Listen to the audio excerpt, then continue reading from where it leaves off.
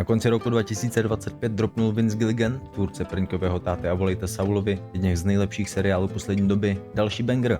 Tentokrát je to Pluribus, seriál, který nastěňuje, jak by to vypadalo, kdyby měl ChatGPT pohlavní orgány a pro verze by byla zadarmo. Leaving Mary a widow.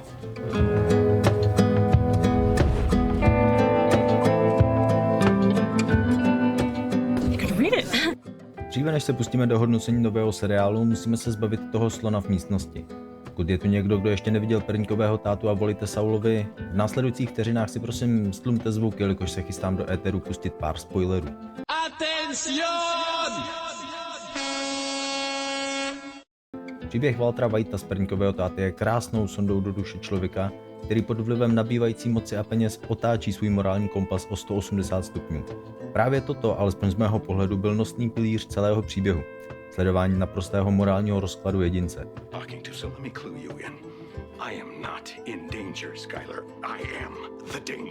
A byť jsem si tehdy při hodnocení tohoto seriálu na CSFD hrál na Mirku Spáčelovou a dal pouze 4 hvězdy,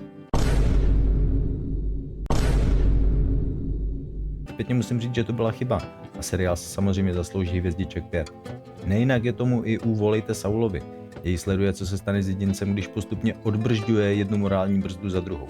Oba seriály tedy byly postaveny na charakterové a morální proměně hlavních aktérů. Ale proč to pro boha zmiňuji při závěrečném hodnocení Pluribusu? Protože je extrémně důležité zmínit, že Pluribus není Prňkový táta ani Volejte Saulovi. Postavy v novém seriálu jsou konzistentní v otázce morálních zásad, nemění své názory a spíše než psychologické otázky, jak tomu bylo třeba u Prňkového táty, bude vyvolávat otázky filozofické.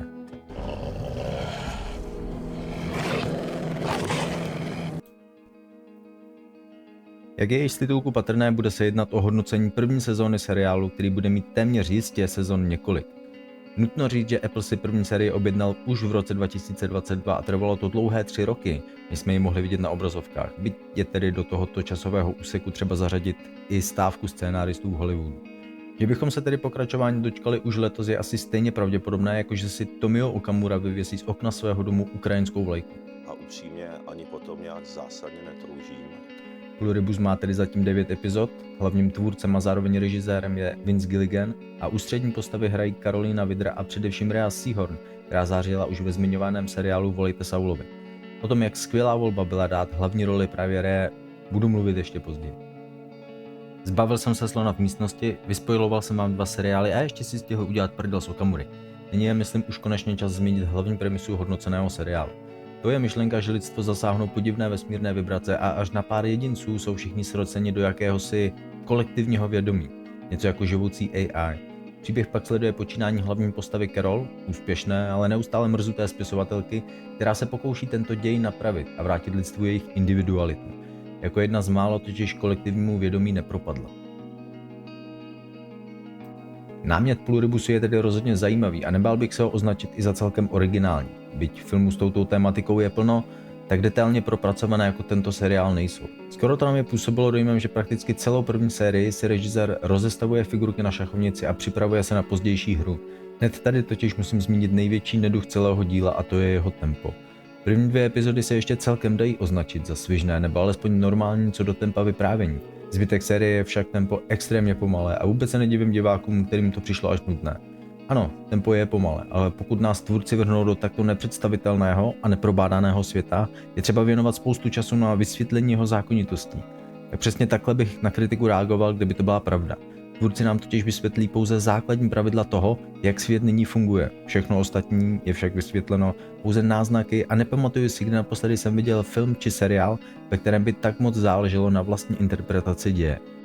You gave me a grenade, for fuck's sake. Pomalé tempo má však i své výhody.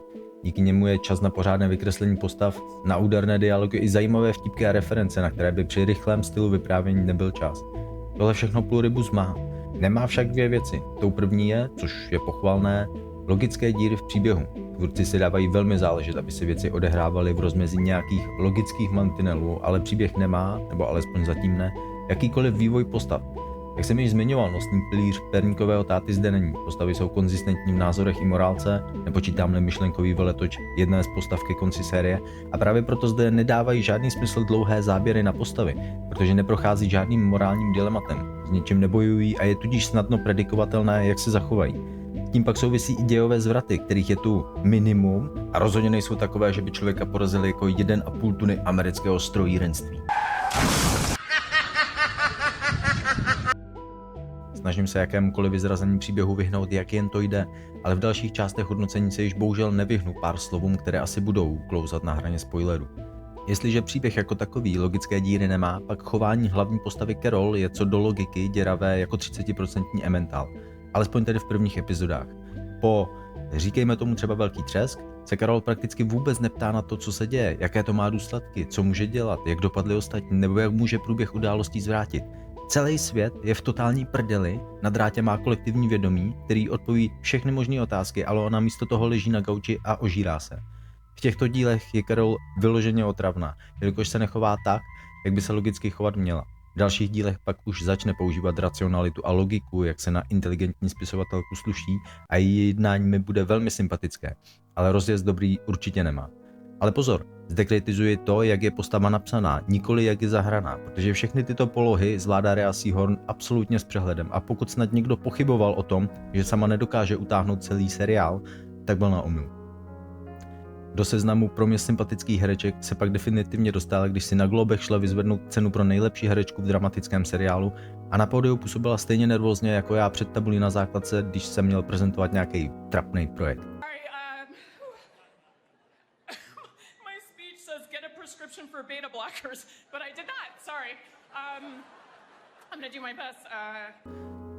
Druhou postavou, kterou budeme na plátně vídat nejčastěji, je Carolina Vidra z seriálu Zušia, což bude pro Carol něco jako AI asistentka. O této herečce jsem nikdy předtím neslyšel a vlastně není divu. Před Pluribusem hrála pouze malé štěky v druhořadých sračkách.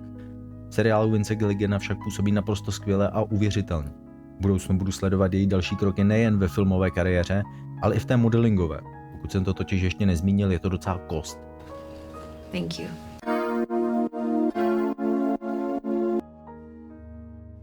Ještě než dojde na závěrečný souhrn, rád bych si trochu zafilozofoval, k čemuž tento seriál vyloženě vybízí. Jak bylo řečeno dříve, Carol není jediná, kdo je imunní a nepropadla kolektivnímu vědomí jako zbytek země. Tento dar, prokletí, chcete-li, s ní sdílí dalších 12 lidí. Carol se dokonce povede uspořádat setkání s těmito lidmi, nikdo z nich však nemá příliš velký zájem na tom měnit současný stav věcí. Výjimku tvoří pouze jeden boreček, který se ke Carol ke konci první sezóny přidá a je zřejmé, že v následující sérii bude hrát velmi důležitou roli. Ale zpět k filozofování. Lidé, kteří jsou propojeni kolektivním vědomím, totiž Carol a ostatním neasimilovaným slouží téměř jako sluhové. Plní jejich přání, odpovídají na jejich otázky a dělají vše proto, aby byl jejich v úvozovkách pán šťastný. Tohle je přeci sen. Proč na tomhle něco měnit? Stejný pohled na věc jako já sdílí v seriálu i jedna z vedlejších postav, která cestuje do krásných míst, bydlí v nejluxusnějších apartmách a jediné, co řeší, je to, jak početný by měl být jeho harem.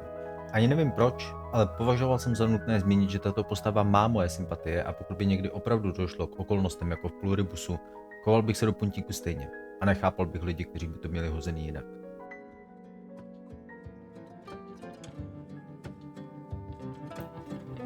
A dostáváme se k závěru. Jaká teda první sezona Pluribusu vlastně je? No, zajímavá, ale pomalá.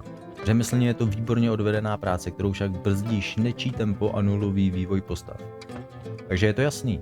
Na CSFD tomu dáme z úcty ke Gilliganovým předchozím projektům 3 hvězdy a jdem si udělat párky v duchu rčení od babiše párek prostřeva dárek? Asi ne tak rychle. První sezona je pomalá, ale zajímavost světa a jeho prostředí za tu trpělivost stojí.